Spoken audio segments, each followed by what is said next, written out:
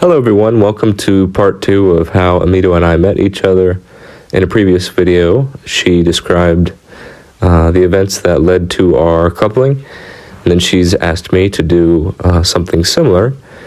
To be completely honest with you, I actually wrote out the events exactly as I recalled, and then I recorded that in an audio clip, but she said it was too precise and too impersonal. It was as if I was giving a speech or something, which I understand. So in this version, I just have 6 or 7 bullet points here of some of the main things that I ought to touch on. But otherwise, this is very conversational. It's as if, you and I are having, I guess for lack of a better word, a conversation. And perhaps you've asked, Steve, how did you and Amito meet? And so if I was going to tell you that story, it would probably start before Amito and I's first interaction. Well, every story has a beginning before the beginning, I guess.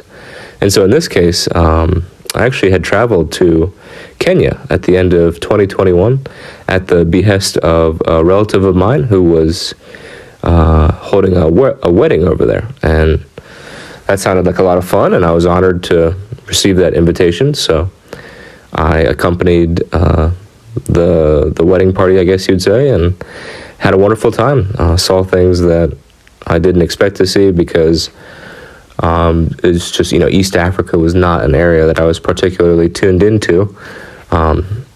And going over there, it was wonderful. The sights, the sounds, the foods, the people. It was really a spectacular time. And so when I came back, I found myself, curious, I guess you'd say, or intrigued perhaps. And so I was watching more content on just life, I guess specifically in East Africa, or maybe Africa as a whole. I do remember touching on other parts too, like maybe Ghana or West Africa, maybe Nigeria, those places. But by and large, because where we went was Kenya, and then because of some other interrelations of people in my life, it just so happened that East Africa was kind of what was on my radar. And so, that could have been, it ended up being videos that were content creators, vloggers, a day in the life of somebody who maybe lives in a city, or a day in the life of somebody who lives in the village, walking tours around maybe Nairobi or Kampala or Dar es Salaam. And then, through all of that, of course, I eventually landed on Amito's channel. And right away, I was captivated, I guess you could say. All of you who are her subscribers know this very well, but there's just something in how she carries herself. She's very kind, very honest. She gives a lot of who she really is to her YouTube subscribers, and I don't know who's to say if that's necessary, but it's certainly something that anyone can appreciate, because that's what it means to be human, is to make those connections. And she, I guess sincere would be another word. She comes across as very sincere in her videos, which she absolutely is. And so, after subscribing and keeping up with her videos on a somewhat regular basis, I ended up going back in the library and finding one where she talks about her journey or battle, or whatever you want to call it, with tuberculosis. And it's pretty emotional. I mean, she really levels with us, the viewers, about the hardships that she endured during that time, and during that time. And it certainly touched me. And as many of you know, she leaves her WhatsApp and email information in the description of her videos. And so after watching that one, I sent her an email and basically said, I appreciate you taking the time and opening yourself up in that way, because not only was it an exercise in becoming more human for all of us viewers, and empathizing with her situation specifically, but then there's many different reasons that a video like that could have value. I think something else that I was thinking about was if maybe somebody who had a family member or they themselves struggled with tuberculosis to relate to someone who went through something similar. But anyway, I just found it's hard to say exactly why. Of course, I was attracted to her in some sense, but that was way before anything like that was kind of in play. It was mostly because, I don't know, I just felt like I don't know. I wanted to reach out, and so I did. Fortunately, she responded very positively, and yeah, I continued watching her videos. And then I'm trying to think if there was one in particular. I guess it was through the regular viewership I was seeing that she was engaging with a majority of her comments. And this is something she's described in her video of how we met, as are many of these things, I'm sure.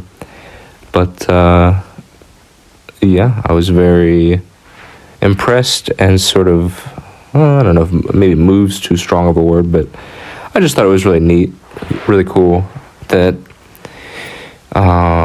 she would take the time out of her day after people took the time out of their day to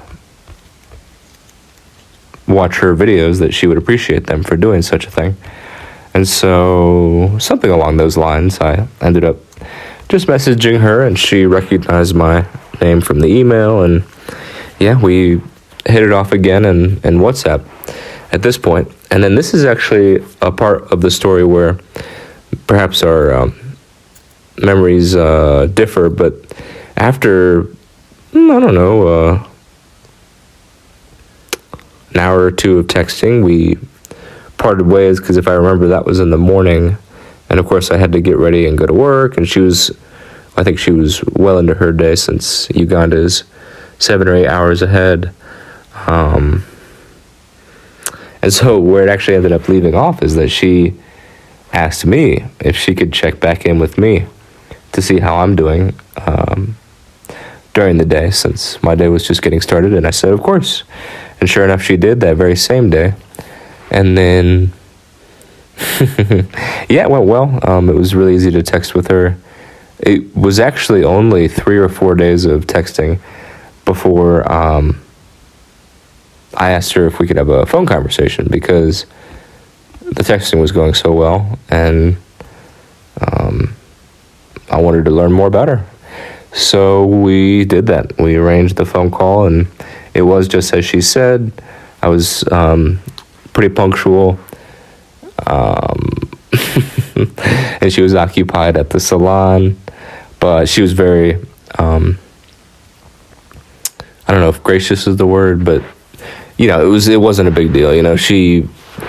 It's also harder to manage time in Uganda. I think there could be a myriad of reasons for that, but maybe, well, we don't have to turn this into a sermon on like economics or public transportation or anything like that, but suffice to say, she was delayed, but I was available, so we ended up having that call, and it went really, really well.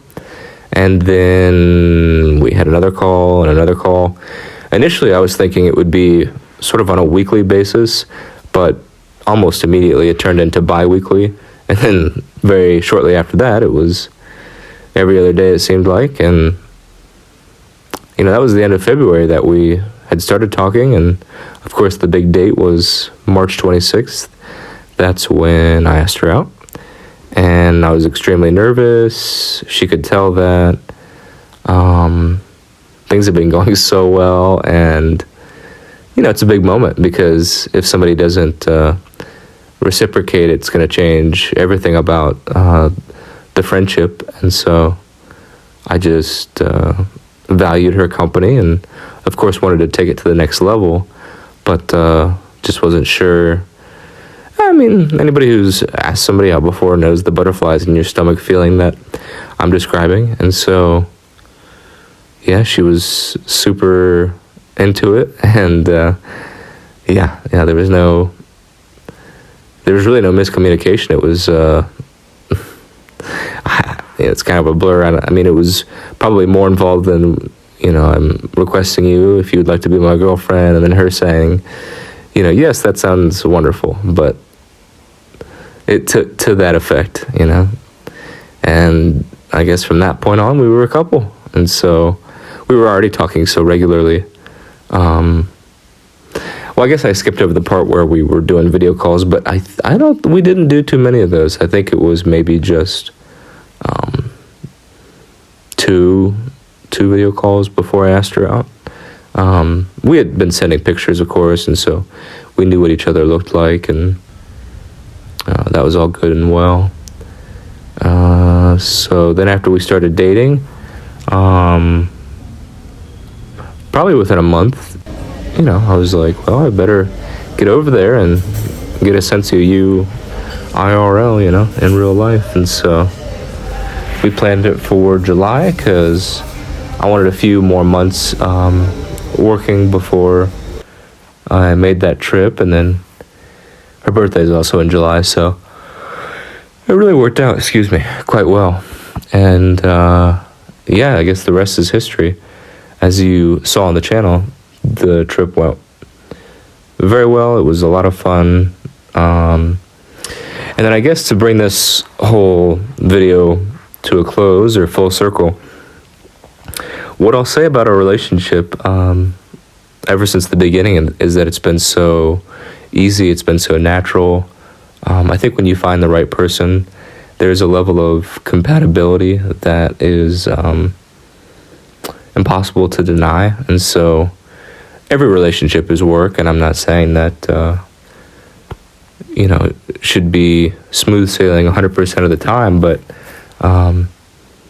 even when we first started talking, with those phone calls, the calls would go on for hours without us really meaning them to, because we just enjoyed each other's company that much, I guess you'd say. And so I feel very fortunate in that regard that the love of my life is also my best friend, and that's something that I think we all strive for. Yeah, nothing's changed. I get to know her a little bit better every day, and it's an experience that I relish. I think we surprise each other sometimes, and that might go on for years and years, but it's just been a wonderful experience, and I'm certainly looking forward to the future. Hopefully it won't be long before I get back over there again, and I know that we have some exciting ideas for this next year, so we're going to do our best to bring those to fruition, and I'm sure you guys will be along for the ride. Thank you so much for your support, and just know that we really cherish and value your support, your positivity, your kind messages. In a lot of ways, feels like a community, even though it's not like a fan base or anything like that per se. Something along the lines of a movie franchise or something, but it does feel nice to check in and just recognize certain usernames and just part of the reason I ended up dating Amito, or at least what got us down that path, was the reciprocity between her and her subscribers. So I'm kind of rambling at this point. I don't know how to end a video like this. I think I'll just say thanks again for the support and for tuning in. We wish you all the best, and we'll catch you later. Steve out. Bye-bye.